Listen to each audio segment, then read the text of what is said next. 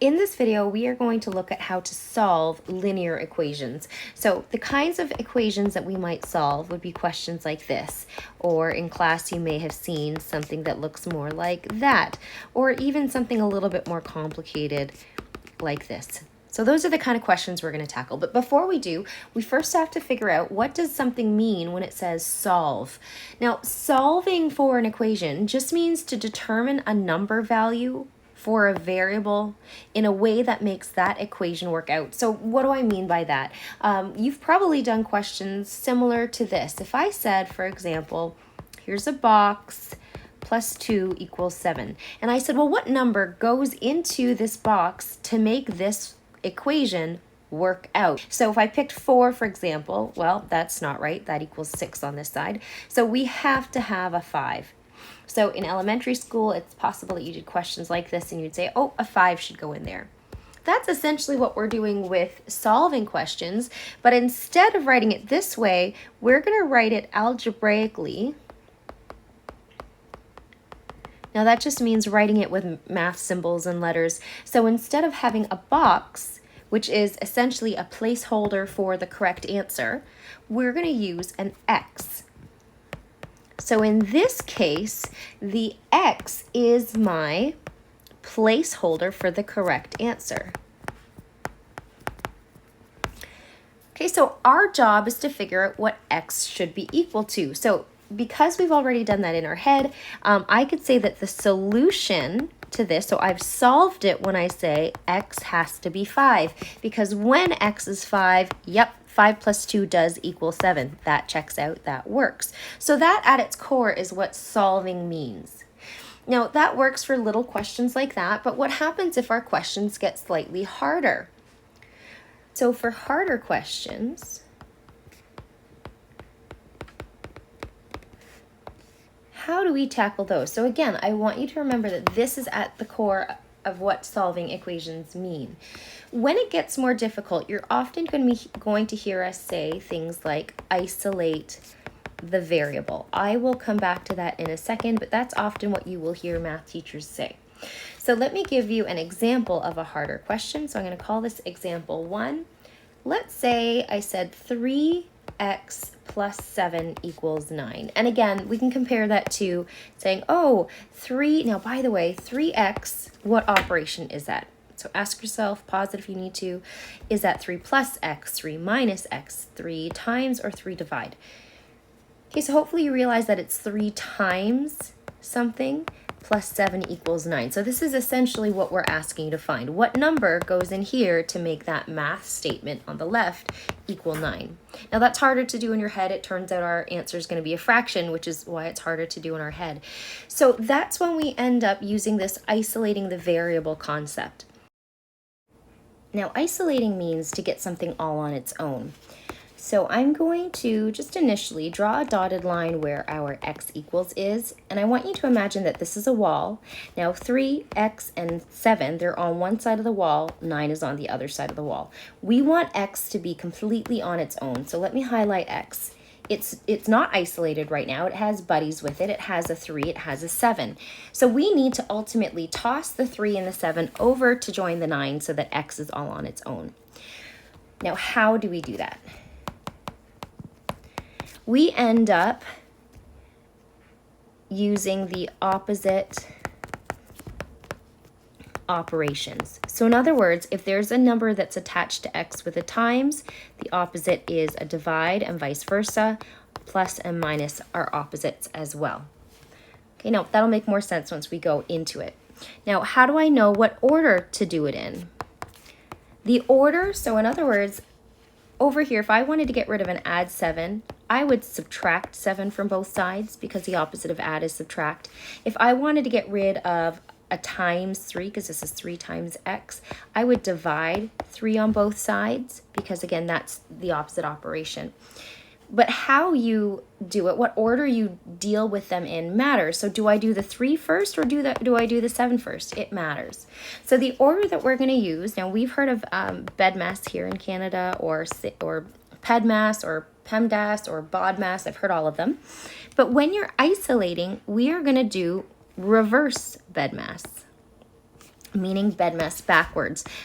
So for me, that spells out Sam Deb. And this just tells me what order to tackle these numbers. So I'm going to write out Sam Deb right beside it. And I'm going to underline the operations that I see. So I have a 3 times x. So the operations I'm looking for is what's linking our number to the variable.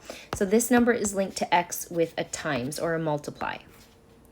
This plus 7 is linked to this x with an add. So I'm going to underline the add. So based on SamDeb, or reverse bedmass, I'm going to deal with the addition before I deal with the multiplication, which means I have a add 7 here. The opposite of add is subtract, so I'm going to want to subtract 7 off of both sides. So I'm going to write it this way, where I show you the subtract 7, my 9, subtract 7, and you have to do it to both sides to even things out.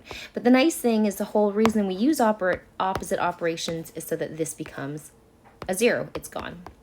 9 minus 7 is 2. So we are one step closer to having our x isolated. It's not there yet. It still has that 3 that we need to get rid of. Well, that's the multiplication. Whoops, sorry. That's the multiplication part of it. So the opposite of multiplication is division, and we have to divide the whole left side by 3 and the whole right side by 3, which is also why it wouldn't be good if we started with division here, because you end up with all this extra fractions to deal with. So 3 divided by 3, that just becomes 1. We don't even need to write the 1 in front of an x, and so I'm left with my answer of x equals 2/3. Now I want to connect that to what we said the meaning of solving an equation was. I want to make sure that this actually fits the question that I have, that it actually works out. So we can do a check. Sometimes it's called a left side, right side check, but literally all that is I'm going to start with this and say, well, we believe that the x should be 2/3. So let's test it out. Let's just, evaluate that and see if we really do get a 9. So using your fraction rules, and there are a few different ways to teach this. I'm just gonna, this one might be the most common way you've seen. Yep, it is equal to what we were hoping to find. And so that's right. For those of you who do left side, right side checks, sometimes we just do it this way. Your left side is this, your right side is 9. They're the same, great, they match up. So let's move on to harder ones. So that is the question at its core. I'm going to go through a couple others that are just getting slightly harder in complexity. So let's say I said, I'm going to keep the words solve for x. Sometimes it just says solve, sometimes it says solve for x. I'm going to say 2 bracket x plus 4 equals 10. Now, you can choose to grab a piece of paper and follow along if you want, but the finished PDFs I will also be posting on my website, and I will include a link to that in the comments below. All right, so if I want to solve for this, there are actually 2 different methods, and I'm going to continue to go along with the one that we just talked about. So let's say I wanted to use SamDeb. So I'm going to say 2 methods. Method 1, I want to use SamDeb. So if I'm going to use SamDeb, let me just copy out the question here. I want to underline the operations that I see. So this is a 2 times whatever's in the bracket, so those the x. So I've got a multiplication. I do have brackets, and I have addition, but you know what? The addition is inside the bracket, so I'm not going to underline anything that's in here. Brackets are done absolutely last, so that's why I'm not going to underline that. So according to this, I need to deal with my multiplication first. So it's times 2, which means I'm allowed to divide both sides by 2. And what that does is this 2 divided by 2, it cancels out to just be 1, because 2 divided by 2 equals 1, and we don't need to write the 1. So what's left is just the x plus 4, and on the right-hand side I have a 5. I don't need these brackets, so let me just tidy that up a bit more. And now we can deal with, so the brackets are gone on its own. Now we're left with this addition, and we can subtract 4 on both sides for that. Eventually, you're going to get more and more comfortable, and you can go from this step to probably that step, or at the very least, a step like this. Okay, and again, it's pretty easy for us to check it. So even if I wanted to do an informal check, let's say my question didn't ask for it, let's double check. If we put in a 1, does this equal 10? So I get 2 times 5. Yep, that works. Now, what if you don't love doing SAM/DEB when it has brackets and that sort of thing? Well, often a lot of teachers also teach it this way. They may say, instead of doing that, you can always simplify first. So if I simplified it first using distributive, what would I get? I would get 2x plus 8 equals 10. And now I can go ahead and use SAM/DEB again on this question instead. So the only difference is here I get to go straight to SAM/DEB, whereas in method 2, I'm going to simplify first and then use SAM/DEB. Okay, so this is method 2. I'll say simplify, then SAM/DEB. Sorry, it's a bit messy. Okay, so simplify and then SAM/DEB. So I've simplified first, and now I'm going to use SAM/DEB, or reverse BEDMAS, and I see 2 times x, that's my m, add 8 is my plus, so I'm going to deal with the add 8 first. I'm going to deal with the add 8 by subtracting 8 from both sides, and then I'm going to tidy it up. And now I'm going to deal with the 2 times x by dividing both sides by 2, and I get 1, which is the same answer with the other method. All right, but let's do another one that's a little bit more complicated. This time I'm going to call it y. Let's solve for y. It doesn't always have to be x. It can be solved for a, m, any letter. This one is made slightly more complicated because I have variables on both sides of the equation. So what do I do if I have them on both sides of the equation? I'm going to use the idea of that wall again. I want to group all of my variables on one side of the wall. So it actually doesn't matter whether the y's go to the left or the right. One option allows you to kind of avoid negatives a bit more, but I'm going to show you the method that I think most of you would do. A lot of you like to move your variables to the left. So how do we do that? Well, to get rid of a 6y in an equation, I would have to, because this is positive, I'd have to take away 6y's. That's how I get rid of it. Now, because I do that to both sides of my equation, you'll notice that it appears on the left. So let me write out what that line would look like. So I'd go y plus 3 minus 6y would equal 6y minus 6y minus 1. And again, the perk of that is this whole thing is gone, and it has appeared now on the left. Okay, so if I were to tidy that up, 1y minus 6y is negative 5y. Whoops, and I need a spot for my plus 3. And then what's left on this side is the negative 1. At this point, again, I can do SAM/DEB. I'm going to get rid of the adding before I get rid of the multiplying. So I'm going to subtract 3 off of both sides and get negative 4. Now I want you to pay particular attention to this next bit. A lot of kids learn when you bring a number across an equal sign, the sign changes. That's not entirely correct. Okay, so I'll say that again. A lot of people learn it this way. When I bring a number across the equal sign, the sign changes. That's not necessarily true.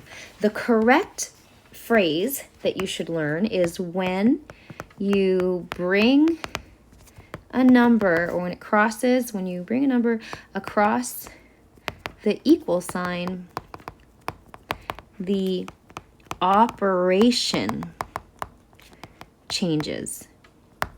Okay, not the sign, not the plus minus, but the operation. So in this case, the operation is multiply. When I bring it over, it becomes divide, but I'm dividing by the original number. So I'm not dividing by a plus 5, I'm keeping that negative 5 there. So I end up with negative 4 divided by negative 5. A negative integer divided by a negative integer just gives me positives, so that disappears. So I end up with y equals 4 over 5 as my answer.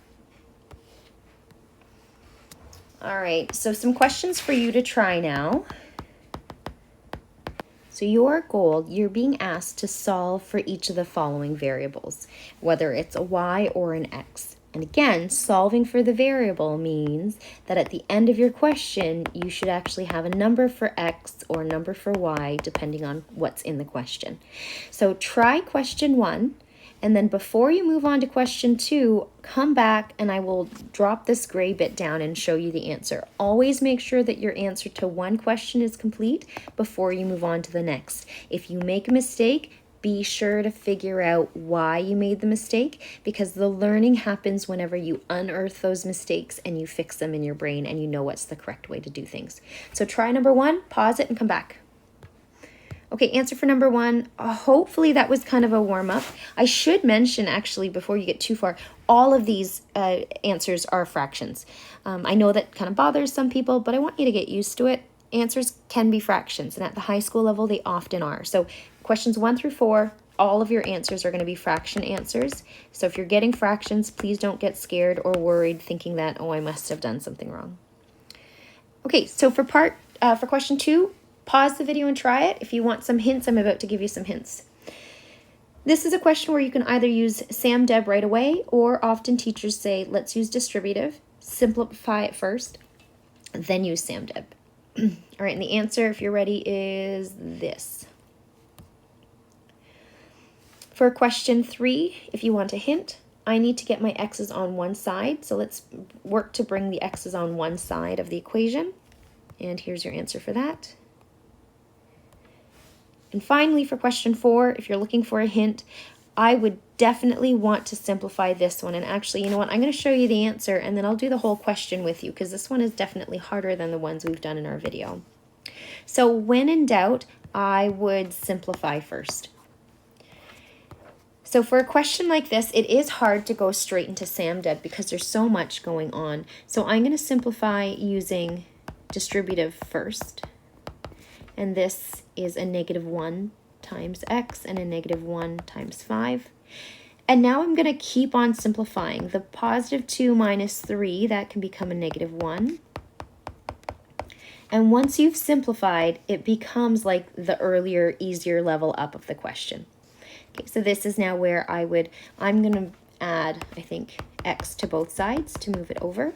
So what I would end up with is 3x on the left, and I still have a -5 on the right. Now I'm going to add both sides by 1, and it gets rid of this one on the left when I add it by 1, so I didn't even bother writing it here.